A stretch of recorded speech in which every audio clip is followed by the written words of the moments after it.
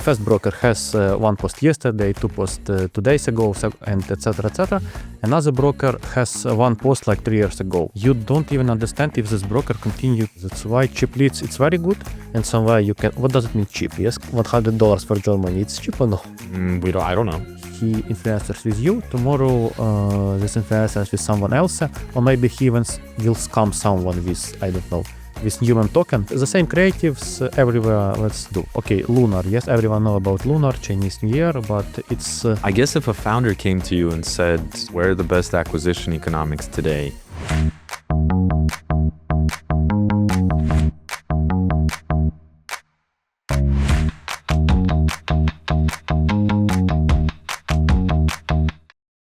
Hi everyone, welcome back to another episode of FinanceFeeds Podcast. My name is Nikolai Isayev. I'm editor-in-chief and COO of FinanceFeeds.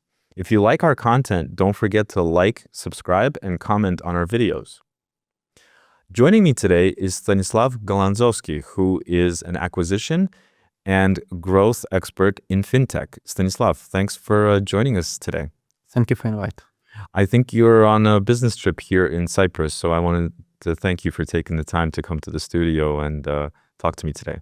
Sure, thank you. So you actually publish a lot of really cool insights on websites like LinkedIn, and I really wanted to kind of ask you a lot of deep questions today. I know that you've worked across brokers, prop firms, as well as in crypto and in the fintech segment. I wanted to ask you, what are the biggest mistakes that you think firms make when they assume user acquisition works the same way across all of these different segments, whether it's retail FX, prop, crypto, and fintech like B2B?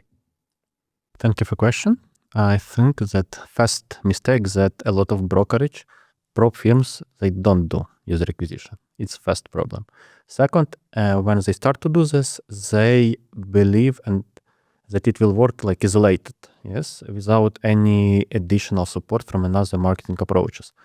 It's previously, like some years ago, 4 or 5 years ago, we can work like this. When you set up some acquisition channels like Google, Facebook, etc., and you can be profitable very quickly in short term or middle term, and you can work just with acquisition and forget about email marketing, social media, additional PR, some platform optimization, product optimization. But right now, competition in fintech in general, and specifically in brokerage and prop, so high that isolated user acquisition can be profitable, but pay back much more longer than previously, because LTV decreasing, competition higher, traffic much more expensive, become much more expensive every year, and people maybe just have less money than 5 years ago when it was good time for fintech industry in 2021. And I think, yes, when you start user acquisition without any additional marketing, you will get something, but not like you can get if you start normal 360 marketing like it should be. Mm-hmm. I guess if you have to sort of scale your marketing today as opposed to years ago, like you said, what do you start with? I mean, obviously user acquisition is a very important thing, but do you start off then on, let's say, branding and brand awareness, or let's say trust in your brand first, or is it a mix of everything together, sort of in a detailed strategy at the same time? Kind of what's your take on that? At first, it depends on industry, sub-industry, of its prop, brokerage, or crypto, for example, but it should be done in parallel with different focus. Yes, because of course, acquisition, it's just one way where you can really scale. Yes, you can buy traffic and try to convert traffic. You can't scale SEO, you can't scale social media. Yes, it's very difficult. It's just consistency. Acquisition, you can put a lot of money, but you need to be sure that the traffic will convert. And after this, imagine that you are a retail trader, you come to website, you Google the best trading platform or the best top 10 prop firms. Yes, you open like 10 prop firms and 10 prop firms the same structure of websites, same structure or very similar structure of dashboard, even a lot of green prop firms with similar colors. And your potential client should have some additional reason why he should buy challenge from your props. And here, in general, they start to do research. Google something about this prop firms. It's like PR can influence on this. Trustpilot, some review websites, for example, yes, where he can get additional proof that these prop firms maybe will do payouts, or that there are no problem, yes. And in brokerage space, it's much more, because if in prop you can buy challenge for $50, in brokerage you can put some thousands of money, and traders in brokerage do this research much more deeply. That's why for brokerage, trust is much more deeply on early stage. Yes, because a lot of brokerage right now try to test acquisition and just do Google Ads, for example, in one region, and they're very surprised that it's bring leads, but didn't bring FTD. Because, of course, traders register in platform, want to understand what is inside. After this, and they do this registration in 10, 20, 15 brokerage, try to compare. And of course, we can find, thousands brokerage, yes. Some of them has this trust. And finally, imagine that you are from, some European country like Germany, yes? Yeah. They have some culture of investing, culture of research. And if they see some brokerage, similar licenses, for example, yes, but one really present in social media, in some another websites, and another brokerage isn't present. Of course, it's like choice, understandable, yes? And a lot of brokerage don't think about this, maybe because a lot of them continue to work in IB model and don't really focus on retail previously. And right now they try to do some tests and they worry about this, and they don't want to do, or they don't know how to do this complex marketing. It's interesting that you brought up the fact that, again, when these traders open these demo accounts, let's say, and they're trying to figure out who they want to actually invest money with or trade with, when they see the broker brands that have a presence, like you said, on social media, let's say maybe like charitable efforts that they do, right? There's certain brands out there in our industry that are quite active in that kind of thing. Do you think that that's basically like a psychological thing, that these traders will give these brands more trust because they see that these brands are more active on these, let's say, social channels or elsewhere in, let's say, the wider media and things like that? Definitely yes, because imagine you open some website, and after this you open Instagram from broker 1 and Instagram from broker 2. And first broker has one post yesterday, 2 posts 2 days ago, and etc. Another broker has one post like 3 years ago. You don't even understand if this broker continue to exist, operate. Yes, if this broker exists or no, because it's definitely psychological stuff, and it's like additional proof that maybe I can believe this broker, yes. It's just part of this. We can say that just social media influence, but it's like a puzzle. And do you think that varies a lot by region today? Because, outside of Europe, let's say Asia versus LATAM versus something like Africa? I think yes and no, because in some region, people more risky, in some regions or countries, no. But in general, a lot of problems in this industry with scam, etc. And it's not just in Europe, it's everywhere. And with time, when you was scammed one time, second time, or you heard about this a lot, you try to prove something, yes? Because it's not, when you put your money in brokerage, you put your real money, and risk of this very high, because if you buy something for $10 on e-commerce, you maybe don't read if this e-commerce has normal trust, yes? Because risk, it's just $10, and you buy something, didn't get, okay. But if you talk about put your money, and it's not like $10, in most of cases, it's like hundreds or thousands, you definitely won't be sure that you will have access to your money. You can withdraw all this and get this back when you need this. Yeah, absolutely. You've argued before that brokers and prop firms should be, that they shouldn't be marketed the same way. And I obviously I agree with you there. But I guess to take a deeper dive into this question, if you were, let's say, auditing a prop firm and a retail effects firm in terms of marketing, what would immediately look different to you in terms of channel mix and like funnel design and the messaging, the marketing messaging that these firms should be or would be using? I can say that marketing for prop and marketing for a brokerage, I mean, they can use and they should use pretty similar channels, but how the math approach, how they use it is totally different. At first, brokerage is much more expensive, bigger budgets, and customer journey much more longer.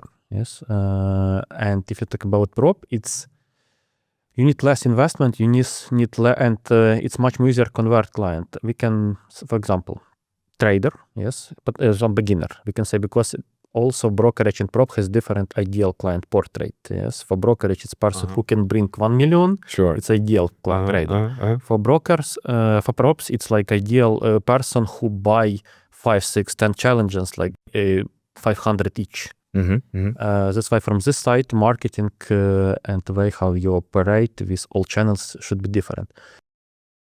Yes, for prop also, I mean, we can start from funnels. Yes, most of prop can operate just with this main page, and they do this, and it's fine. And quantity of channels. I mean, if you want to become successful, you can start with normal 360 marketing, put something in PR, something in social media, some review websites. You will get some presence, and you slowly, consistency can start with Facebook and Google Ads and get some proof of concept of your business model. Yes, because you have products has some requirements, and some prop has very cheap challenges. Some prop has really expensive challenges. They try to change something in product. Yes, it's and they need to get some proof of concepts. Yes, and every prop right now try to get some break even from some traffic. Yes, from Facebook or Google. When they get this, they start to scale, and after this they can connect, like, except of paid ads like affiliation, influencers, because connect paid ads, it's like 5 days, connect affiliates or influencers is a little bit longer, just because of negotiations. Sure. Yes, and after this, it's almost, I think, this business model, because you have requirements. Yes, you need to find your profitability between marketing spend, payouts, and somewhere need to be your profit in between. Yeah. And different regions, different props has different customer acquisition costs, just because of this table, I can say, their dashboard. Yes, because we have classic stuff: 1-step challenge, 2-step challenge, instant funding. It's like very classic stuff. But some props start to play in some flex, where you have some challenge. You can buy some challenge for $10, and after this you can pay some activation fee. It's totally another way. We have some scalable challenges when you can scale your account from 10,000 to 2 million, for example. It's much more difficult to promote. I see. Yes, and also about trust, yes, like around trust. Should be Trustpilot, should be comparison websites for which traders believes, should be some kind of PR. Maybe you should be listed in some top 10 prop firms lists, which you can get if you find contacts from this website. Yes, if you talk about brokerage and of course email marketing or another. Email marketing in most of cases, because you need retention. It's very difficult that prop will be profitable from fast challenge. From my experience, researches, and what I talked with clients, average prop firm should get between 4.5 challenges per client. Because if you buy client and he buy just one challenge and left you, it's not very good. Sure, yeah. That's why this retention is very important, and a lot of prop firms don't pay attention for this. They don't have sometimes even abundant cart email that you try to pay it, didn't pay, please go back. Some prop firms don't have even this. Interesting. Yes, and the main important is decision making, because if you come to landing page or to main page, you click like get funded, for example, yes, and buy immediately. it's the biggest difference. It's like e-commerce. It's the biggest difference prop firms from brokerage. Yeah. Yes, and yes, from here I think we can move to brokerage, because with brokerage it's much more complex. At first, time between registration and FTD, it's not 1 day. Oh yeah. Based on some of my projects where I worked previously, and I can say that it's aggregated data, 80 approximately percent of FTD happened during first 3 weeks. Of course, like maybe 30% in the first day, another 20% in next 3 days, but average 80% in first 3 weeks, and another 20 can be in 1 month, in 1 year. It depends. It's like exception. And with this case, you can't just expect that today you show him banner, he clicked, register, and bring money. Yeah. And start to trade. But a lot of brokerage think that it should be like this. Still today? Still today. 20 years later? Yes. Unfortunately, and it's a big problem because, as I said previously, potential traders or investors, they like to check what is broker doing. Yes. And marketing system, it's much more complex because even target audience differences, because in brokerage we have we can divide the ideal client portrait like for 4 stages. Is like nobody, we don't know anything about these users. After this, some hamsters, these people who know something about trading. Yes? Sure. After this, traders, and after this, big players who can bring millions, or we can say institutionals, but maybe not only, but big wheels. Yes, I can say. Yes, and for every target audiences, you need build your own marketing messages, signals, because they react on different messages in different way. Yeah. You can't promote for nobody and for trader the same messages. Yes, because if you start to do creatives with like, I don't know, no margin call message. Yes, hamster have no idea what is this. Yeah, right. For example, just professional trader. Yeah.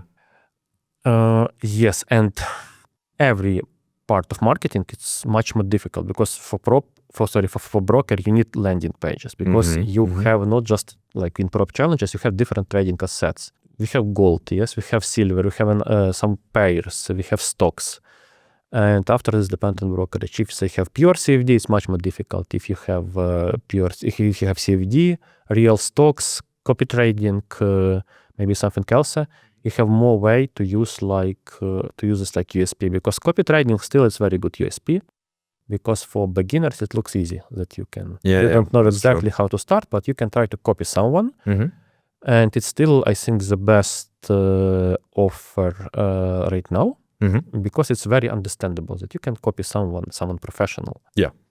Yes. Or someone who says they're professional. Yeah, but you hope that broker verifies this person. Yeah. Because you don't get to someone like signals groups, yes, in Telegram, but you go to platform which maybe with license, you hope that this traders verified. We have some scope of landing pages which can be tested, upgraded, yes. And a second nuance which a lot of brokerage don't have, your funnel, like from banner which you show till call center, till sales, which will call you. Yeah, it should be connected. Because if banner about generic trading or about copy trading, landing about copy trading, and after this you will get some generic email about just put money, not about copy trading, and after sales call you and say, hello, I am from this broker. This trader have no idea who you are, because he was registered on 20 brokerage and everyone called him. And even when I do acquisition for brokers, I try to communicate that it's need to be set it up if emails set it up on client side, yes, because it's very big problem between a disconnection acquisition and retention, and after the sales it should be connected. It's possible, it's not so difficult technically, but most of brokerage still don't have this, unfortunately. Yes. Next, the same, we have social media. In brokerage, it should be much more complex, because for brokerage, very important to have education content. Yeah. Education, it's what helps to freeze people inside product, because the main idea is that the user or potential client open your website, open your client area, and he can do something like this. No, there are not just put money, make a deposit. Yes, because a lot of brokerage has just this one button, make a deposit. That's their call to action, right? Give me money, give me money. And if you have it can be via social feed, for example, or education, or another loyalty programs with some coins inside. I mean, read this article or read some course inside. Yes, you'll get some coins, and after this, you can get some bonus. Yes, this one, I mean, PR should be much more complex. Also, Trustpilot, the same stuff. Yes, and or for brokers, I think organic, it's much more important than for props, because brokers, it's long game. Yeah. And finally, your main traffic source, or one of the main traffic sources, should be, I mean, organic. And we can find big brokerage, like eToro, we can say. They have very good organic, and all their strategy was around this. They have very good acquisition, etc., but they invested a lot of money in organic. And when something happens on markets and they need to decrease their budget, they still have traffic for free, mostly for free. Right. That's very interesting. Yeah, that makes sense. What you said about landing pages and things like that, I recall my earlier experience working at a brokerage. And I mean, this was 2007, 2008. Building landing pages, testing them, ABC testing, different marketing messages within one landing page, the colors that you would use for the fonts, the images that would be inside those landing pages, how many fields of information you would or would not collect from the potential user. I'm not going to call it a client, a user. Is it the same today? Fast forward 10 years, almost 10 years later? The same and much more complex. Right now we have tools. We have a lot of tools for heat maps where you can see how really users interact with landing page, and it's very important. It depends on market. Where should be form? Should be form in hero or just after sign up? I mean, how you put blocks? Where should be trust points because a lot of brokerage put trust points in the bottom somewhere. No one scroll to this section. Yeah, I see what you mean. Yeah. Yes, and some additional tables with stickers of assets also very important if you have this on landing page or no. How you can really register in some landing pages, in some brokerage, you can see that you should register, put KYC, put FTD, and there are like in animation how you can do this. It's also help in mind and think to simplify way to make a deposit finally. Yes, because you need say clients about this in different way. You can say trade now. Yes, or you can suggest him to do this. It's very important. This actually, I recall what we used to do is we would offer you a free education if you deposited money. So open a live account, put money in it, don't trade it. But because you put money in a live account, you get access to a whole bunch of educational tools. And that's how we would do it. But the question would always be, would that money ever actually be traded? You know what I mean? On a live account. But it seems to me like I said earlier, 10 years, it's actually been a lot more than that. It seems like it's still very cutthroat in the retail space in terms of, like you said, marketing, how much marketing dollars are spent, where they're getting spent, and in terms of what you get out of it in terms of customer longevity, and then the overall, let's say, revenue generated from lifetime value, let's say, from generated from a client. If we could go back a little bit, and we spoke about leads, I think we could agree that maybe not. I'm not sure if all firms, but a lot of firms are still obsessed with cheap leads, right? Get me cheap leads. It should cost as little as possible, right? So the CPD, if we're talking about demos, should be very low and things like that. But from your perspective, what do you think are the hidden costs of buying, let's say, cheap traffic? Or let's say buying really cheap leads, and what other metrics should people in the marketing or decision makers think about besides, let's say, cost per lead? Okay, it's very good questions. Yes, because of course it's very good if you can buy something for very cheap. Yes, but if you start by cheap traffic, you will get maybe cheap leads. Make money keywords, for example, we can use. Make money on stocks. it will be very cheap leads in most of cases, but quality very bad. And when it's a very common situation when marketing or management ask cheap leads. After this, sales said that this leads very bad. After this, you start improve quality of leads, this cost per lead increasing. Sales said everything is fine, but management said this leads very expensive. We need twice cheaper. And you play around this. But of course, final metric on which you need to see, it's revenue. But from acquisition side, it's very difficult influence quickly on revenue.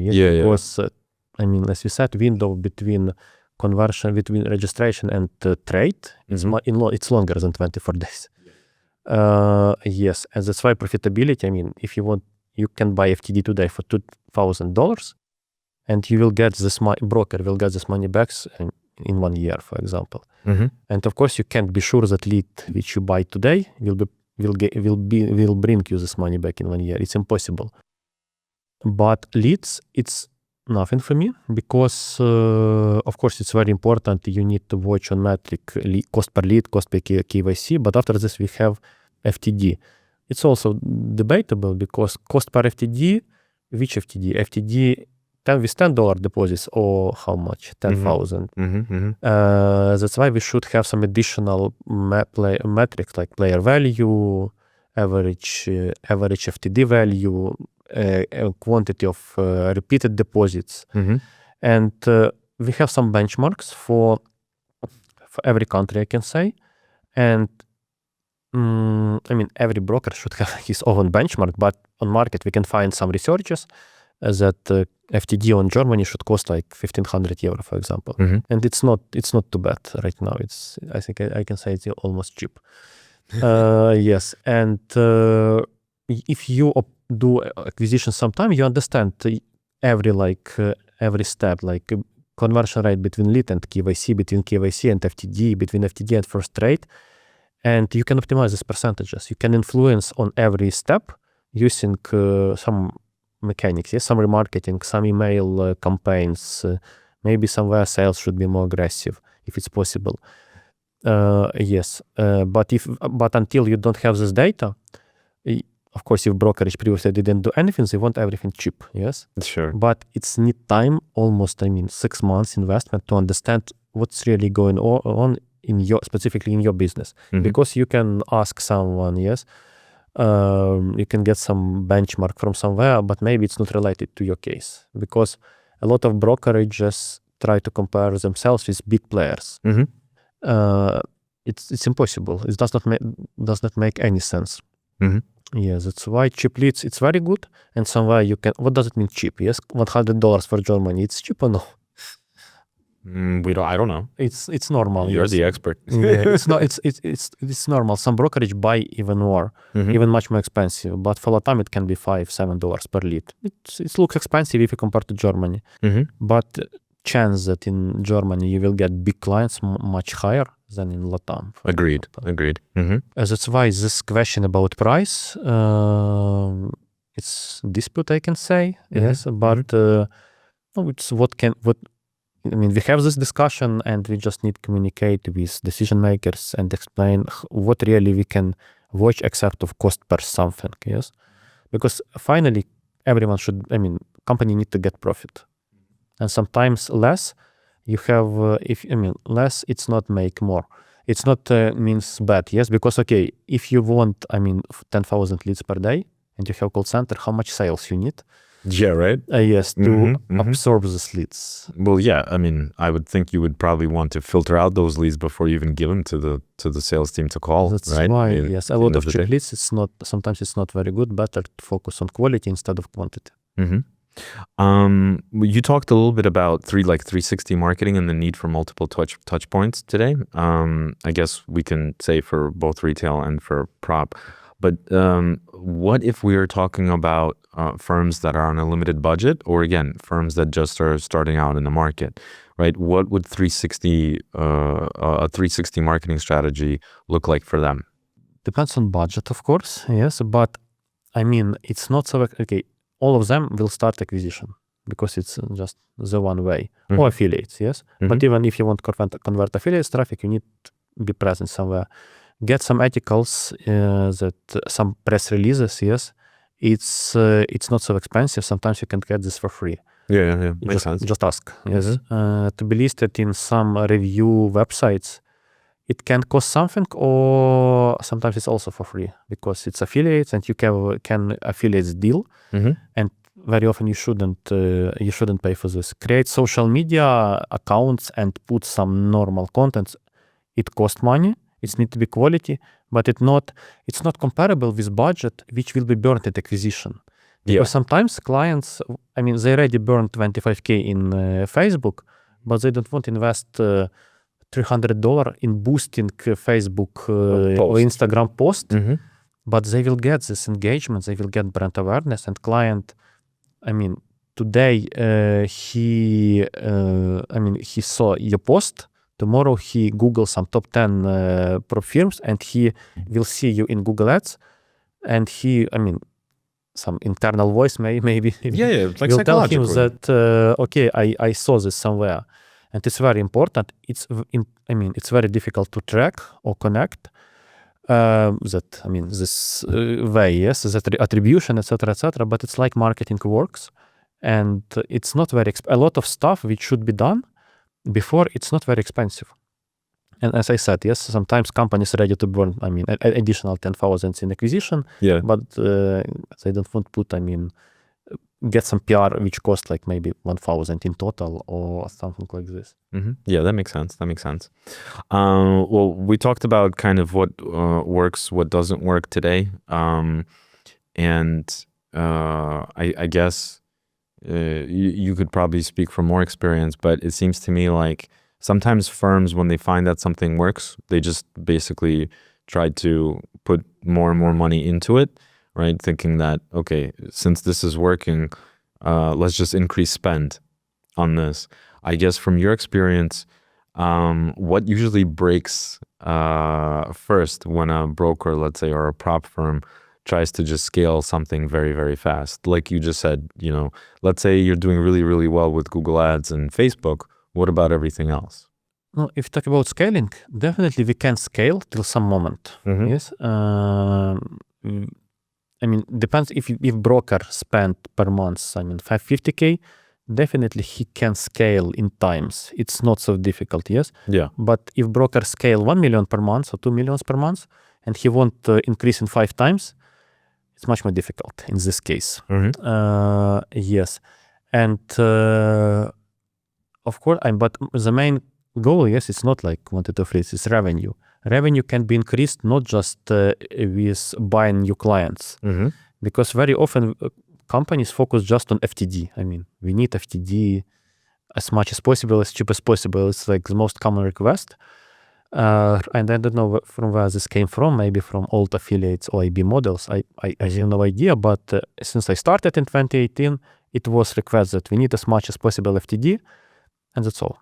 But we have retention, yes, because client can put $1,000 and company forgot about him after this. But he brought money to company, yes.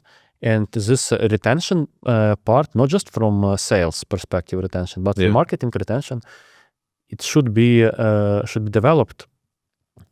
Yes, and not just email marketing. We have mobile app where we can do pushes. We have additional sources, some sort of education, maybe build some community like prop firms is doing right now, but for brokerage.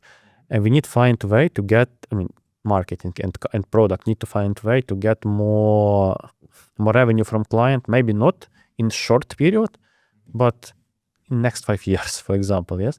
Better to get 1,000 every month instead of 5K right now, and client forgot about us. Yes, if you want about scaling, sometimes we have, acquisition we can divide in 3 topics. It's paid ads, affiliates, and influencers. Sometimes clients just forgot that some brokerage cooperate just with affiliates, and they don't want to test acquisition, to test paid ads, because affiliates you pay them after FTD, yes, for your own traffic you need to pay upfront, and it's more predictable, right? It's more predictable, yes, but companies need to understand that if it's your traffic, you can control this. It's more, yes. And with affiliates, the same. With influencers, the same. You work with them, but today he influencers with you. Tomorrow, this influencers with someone else, or maybe he even will scam someone with, I don't know, with human token, and it will also influence on your reputation. That makes sense. Yeah, that makes sense. It was in 2024 when was memcoin season in crypto. Yeah. And a lot of forex influencers was involved in this. Unfortunately. So, and it's another common problem that, okay, company has really great paid ads, but in this case, they see that, okay, everything very good, and they don't invest in SEO, for example. It's in Forex, not so much. Like you mentioned eToro, for example, right? In Forex, not so much brokers really do SEO. They do some content, but they don't do this regularly. They don't do this useful for clients, yes, because it's not just for search engine. It's for users who need to read these articles. Yeah. But they forgot about this, about quality of content. Yes, and build your own community in social media. We can find brokerage who has a very great YouTube channel, like Capital.com. They have great YouTube channel. But how much brokerage? Brokerage have YouTube channel. Even eToro, not comparable. They have something, but it's nothing. Yeah, and YouTube content, it's like it will be exist all time. Yes, on YouTube. Yes, and in period when you have everything very good, when you have very good situation in acquisition, you have time invest in marketing, which bring results later. Like some build your reputation, build organic, build your community in social media. Yes, it's very important. I think I have a follow-up question on the retention side, because that was also a very big challenge when I was at a retail firm many years ago. Do you think, again, is there a mix in strategy between, let's say, having not sales, but a retention team, right? Those that are basically actively following up and actually speaking with existing clients, and then also at the same time having a post-sale or retention marketing funnel, especially with, let's say, email marketing. Do you think that makes sense, or is that what you're seeing today in terms of brokerages that are, let's say, doing a good job with retaining their customers? Does that still make sense today? Yes, and most of brokerages, if they operate with call center, they have retention departments. Yeah. Because it was like 10 years ago, 20 years ago, but most of them don't have normal marketing retention, unfortunately, even if they have application. And on my phone, I have maybe 15, 20 application from brokerages. Yeah. And just maybe 4 of them, I get some notification, because for me, interesting what I get from them. Yeah. Okay, company get access to my phone. They have possibility to communicate with me, but they don't do this. Why do you think that is? Because no one set it up this for them. Because it seems to me like in today's world, we're in 2026, there's so much data that can be collected from clients as users, right? In terms of their behavior, whether it's on your website, whether it's within your trading platform, whether it's the mobile application, you can see and maybe even almost predict existing customers' behavior. So if you have the data and you can analyze it, why not set up a retention marketing campaign focused on different touch points based on what your existing customers are doing or not doing? Like a very simple example is a win-back campaign, right? Take all your customers who haven't traded in the last 6 months, but have a balance of X or higher on their accounts. Try to get them to start trading again, right? That makes sense, right? Simply. Yeah, and I think because it's not just from brokerage or fintech, I think it's in general, if you talk about marketing, everyone wants quick results. Yeah. Quick results is like acquisition. You put money right now, you should get this money back very quickly. But retention, it's need to be built. Yes, you need to connect product with marketing. Some companies still don't have this, and it's not difficult to set it up from messaging in mobile app. Yes, this push notifications, but companies maybe don't feel that it's like will bring results because they think if customer register, he happy with the product and need bring money. But it's not like this. And we just not set it up because maybe someone tried, but okay, how the company think or management thinks that okay, we bought traffic, we called him. We can call him one more time or 5 times. And some of them said, okay, I don't react to this notification. Why our clients should react on this? But if you have thousands of leads, you will find like this 4% who will react on this message. Of course. And you will get this FTD and you paid for these users previously. Why you can't send them this free push notification message? Because you don't pay for this. You pay some salary for people, but it's not comparable. Yeah. And yes, it's because it's not quick results, it's not predictable from scratch. Yes, when you get some data, you can understand how operate with retention, but it's take time and decisions that it should be done inside. Because I even know companies that I don't know if they're still in business, but I remember companies that are sort of on the marketing side where their SaaS solution was essentially show us your data. And we'll plug that into our system, and we'll show you kind of your customers' behavior from a retention standpoint, and we'll tell you what makes sense to do. Send them emails, push notifications based on where they are in your existing client life cycle, so to say. I mean, I remember there were third-party companies that basically had this type of technology that were actively selling it to brokers. I don't know if they still exist today. I don't know if you want to comment on that. In general, if you're a brokerage, you have a lot of data from clients because big percent, okay, depends on country, but imagine that from your leads, you have 40% KYC completed. If you have KYC completed, you have all data about these people. Right, yeah. And if you operate years, you can collect this data, aggregate, build some segments, and do your retention much more targeted instead of via brokerage, let's return and put FTD because you forgot to do this.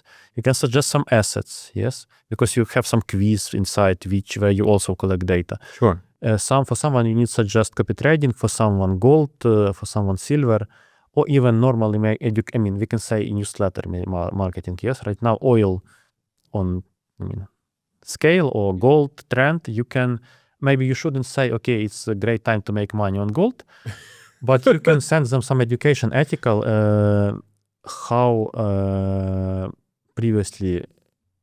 what happened previously in this gold rally on previous peaks. And it will not be pushy. It will be some reminder that the trend going, and you can do something with this without pushes that put money in our brokerage. But it's like, as I said, it's not very difficult. It just should be done. Cool.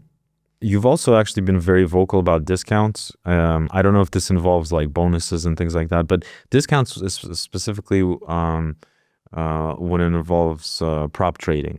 I guess from your perspective, at what point do promotions stop being a growth lever and actually start damaging the business?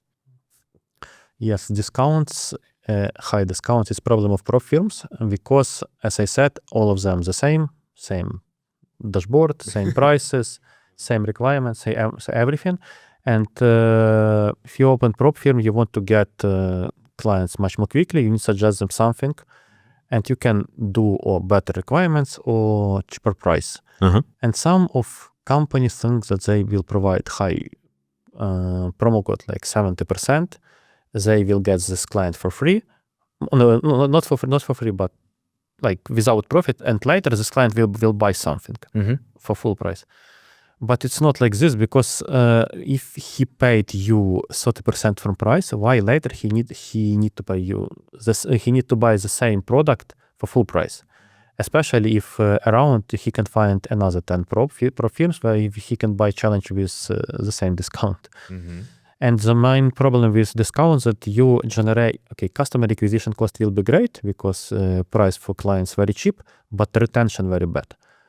And I know maybe just one props who exist on market for a long time, and their strategy, it's cheap prices. They have the 75%, 89%, 85% of discount, like BOGO 85%, for example. And they found way to convert these clients in second, third purchase somehow, but they still very cheap.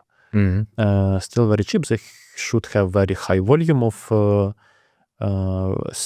purchases, of challenges, but most of props who started with high discounts, I mean, they will die, and they are dying, and I know at least, I worked with at least 3 such companies who started with such strategy, and they just closed their props because their like risk reward wasn't healthy. They get a lot of people who buy one time and forgot about this prop, and that's all. And they just bust money, and when they close this discount and will start to sell with normal pricing, no one buy. What about sort of a reverse strategy? Okay, no discount in the beginning. Let's say when they come in, of course your price for the challenge has to be competitive with other firms, right? For you to acquire that user. But let's say, okay, there is no discount on the first challenge, but then on the third or fourth or fifth one there is. Is there like a reverse strategy in that sense? It can be, and some props use this like 2 plus 1, etc., etc. But it depends on positioning, I think, because we have one prop, and in their creative, they saw we are the most expensive prop firm in the world. It's like their positioning. And as I said, it's very important for potential traders that if they will pass challenge, they will get payout.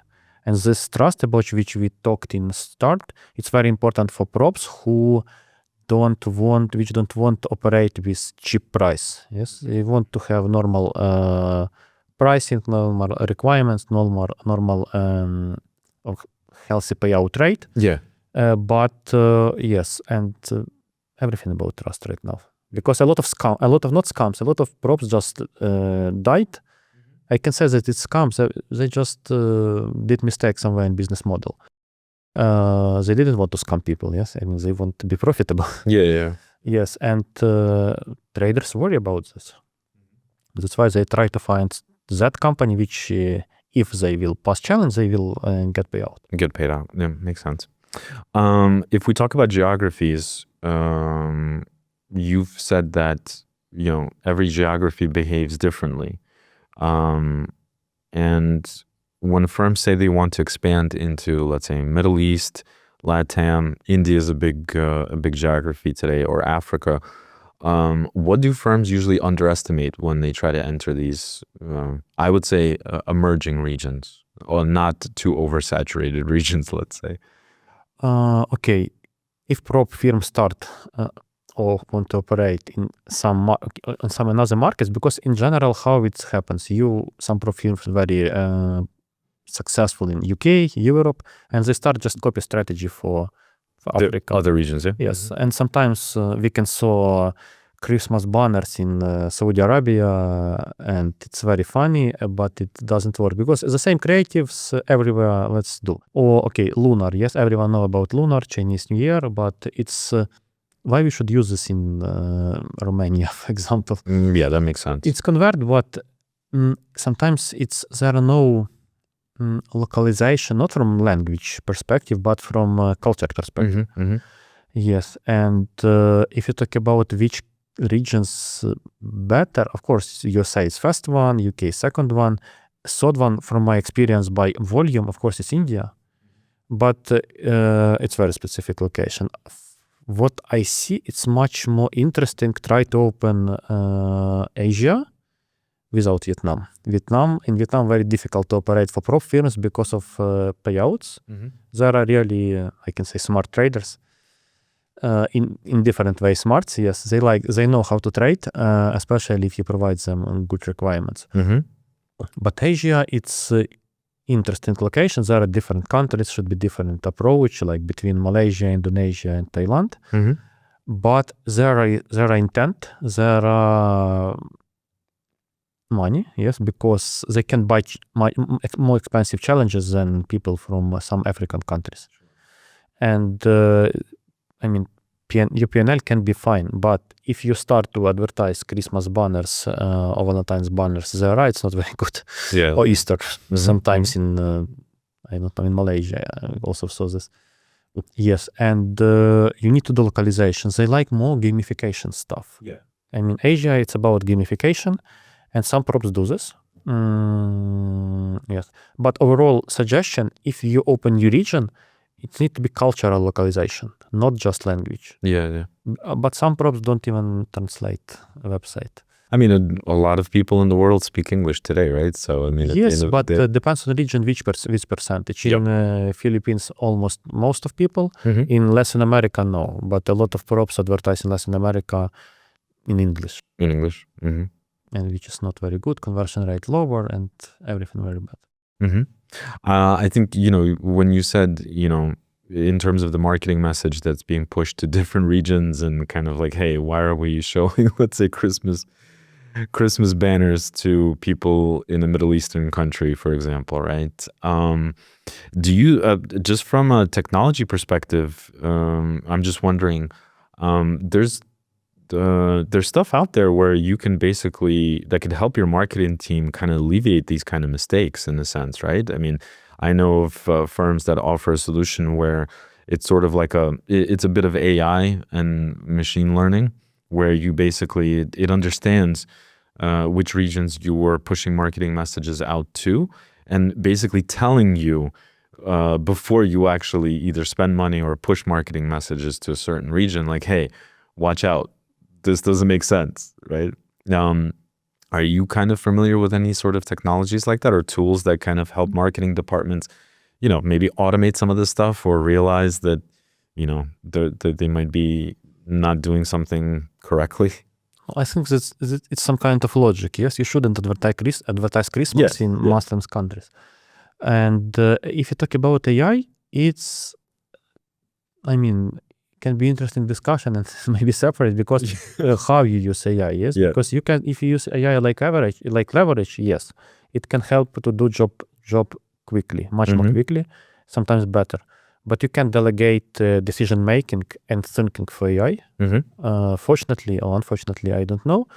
But AI can help you analyze data much more quickly, can help build you some kind of incrementality report, yes? But if we talk about creativity and some, as I said, thinking, it's not ready yet. Specifically, if you talk about not mass market industry, yes? Because if you talk about some beauty, e-commerce, maybe there are AI has much more data. Sure. But if you talk about prop industry, or even fintech, it's much more difficult. For us, plus we have compliance. In brokerage, we have compliance. We can delegate for AI, generate some ideas, because trade with zero risk in Germany under Isayev, it will be a very good idea from AI, but company will get problems. That's why AI is good, but how you use this and for what? Yeah, that makes sense. I guess if a founder came to you and said, where are the best acquisition economics today, how would you compare mature markets like the US and the UK versus like quicker payback markets like India and Latin America, let's say? If you talk about prop industry, no, because it's CFD and USA, it's another discussion. Yeah. Of course, USA still, if you talk about classic prop, yes, CFD prop, classic prop, USA is still the best market if you have legal opinion to operate there. UK, yes, but if someone will ask where should I start, in UK or Asia, I definitely will suggest Asia right now, because in UK a lot of competition and sometimes much more easier to become profitable in Asian countries instead of UK, for example.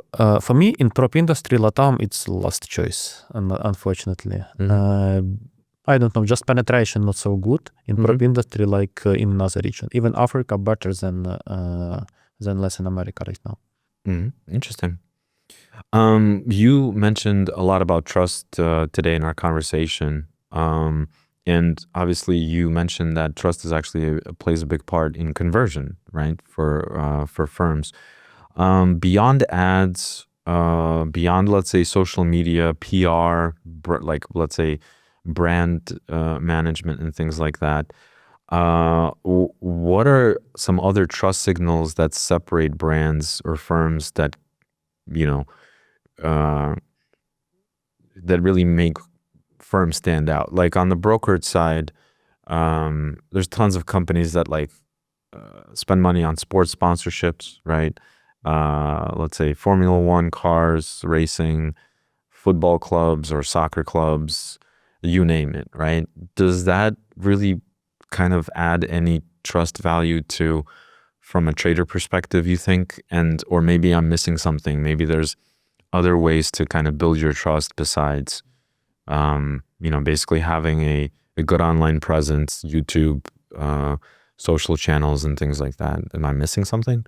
Okay, if you talk about this ambassador, I can say yes, collaboration or something like this. Yeah. What is really for brand awareness, I can say it works, and depends how you integrate this in your product. Because we can find, I don't know numbers. Okay, in Naga I was involved in collaboration with Hamburg, Sevilla, Mike Tyson, Borussia Dortmund. Mike Tyson? Naga the former boxer? Yes, Naga had collaboration with him. Interesting. It really depends how you integrate this in your product. We can find really good examples in markets how some ambassador was integrated in product. For me, like a good example is XTB with Ibrahimovic. They integrated him in product, yes? Yeah. His personality in product. And second one, it's Formula Ferrari, I think, Advantage Markets. It's also not just we have collaboration with Formula One, yes, with Ferrari. They integrate this in product, in marketing materials, in website, in emails, in client portal. It's anywhere and it's logically, yes.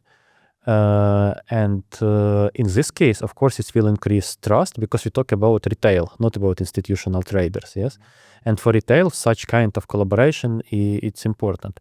And of course, if you talk about Formula One, some teams from Formula One, it's everywhere, yes, but it will not influence on locations where no one knows, where Formula One not so interested. Yeah. Because for India, it's like some local sports much more important than box, for example. That's why if it's integrated in your product, if it's related to your location, why not? It's bring results, it's increase trust, increase conversion rate, push your brand awareness, which is influence on everything, and in everything, definitely. Do you think that companies that do charitable efforts and publicly kind of speak about charitable efforts that they do in specific regions, like in Asia, for example, Africa, do you think that plays a part in trust as well? If someone does this, definitely yes. How they do this? But yes, charity, I don't have experience in companies with which I worked, but from what I know and heard, charity also helps. And between European brokers, it's not so popular. It's mostly about brokerage who operate in emerging markets, yes. I think it should work, yes. Cool. Nice. I guess to wrap things up, I wanted to ask you, looking ahead over the course of the next 12 months, what do you think the smartest brokers and prop firms are going to do as compared to weaker competitors in terms of acquisition, growth, things like that? I think it can be like summary of all previous discussion, yes, because everything will continue like we have right now, yes, because, okay, competition will become higher, especially between props, because right now props just more props. Every month we have new companies which is opened, closed, and it will not become easier. Definitely for companies it will not become easier. And if previously you can be profitable immediately in first week from acquisition, right now if you will get break even from paid ads in third months, you're very lucky, because right now it's very, very difficult. And first, it should be planning, because that you will not be profitable very quickly. You should have enough money, enough funding to support your marketing and support your payouts, all your expenses. And don't do isolated user acquisition. You should, the main message can be that you should do normal 360 marketing. If you don't have a lot of money to do everything, you can do something which really will increase your conversion rate and trust and conversion rate. It's for props, and for brokerage, I can say the same, but it's much more complicated. And what also can be for brokerages, I see right now that a lot of brokerage continue to live in that old business model, like just with IB, and they, want to try retail, but they already put money up front. Because still, even today, even today, yes, because we was on a conference on Dubai on the Forex Expo in October, and a lot of brokerage they don't even have affiliate system. They have just IB, because in affiliate you need to pay some CPA for for example 500 CPA for deposit, like 250. And they said, how we can pay you 500 if you bring us 250? It's affiliates. They don't understand this. They want just with IB model.